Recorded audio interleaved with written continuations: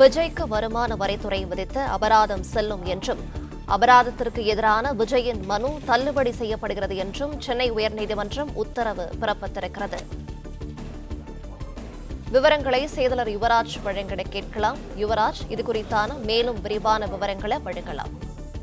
வணக்கம். 2015ஆம் ஆண்டு வெளியான புலி திரைப்படத்திற்காக பெற்றிருக்கக்கூடிய 15 கோடி ரூபாய் சம்பளத்தை விஜய் கணக்கில் காட்டப்படவில்லை என்கின்ற அந்த ஒரு காரணத்தினால் வருமான வரித்துறையானது விஜய்க்கு 1.5 கோடி ரூபாய் அபராதமானது விதித்திருந்தது.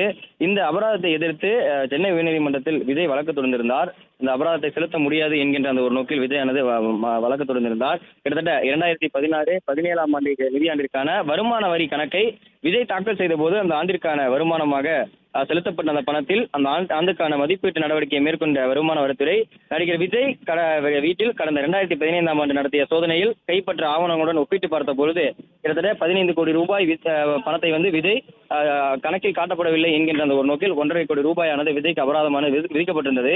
இந்த 1.5 கோடி ரூபாய் அபராதத்தை எதிர்த்து விஜய் வழக்கு தொடர்ந்திருக்கக்கூடிய நிலையில் சென்னை உயர்நீதிமன்றம் இன்று ஒரு முக்கிய தீர்ப்பை வழங்கியிருக்கின்றது.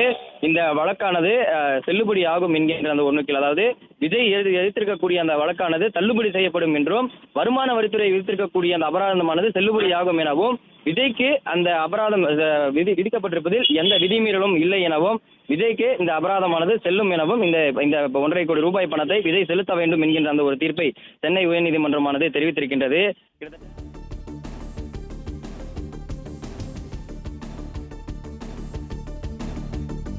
பிளே ஸ்டோர் மற்றும் ஆப் ஸ்டோரில் இருந்து பாலிமர் செயலியை QR கோடு மூலம் பதிவிறக்கம் செய்யுங்கள். செய்திகளை உடனுக்குடன் பெறுங்கள்.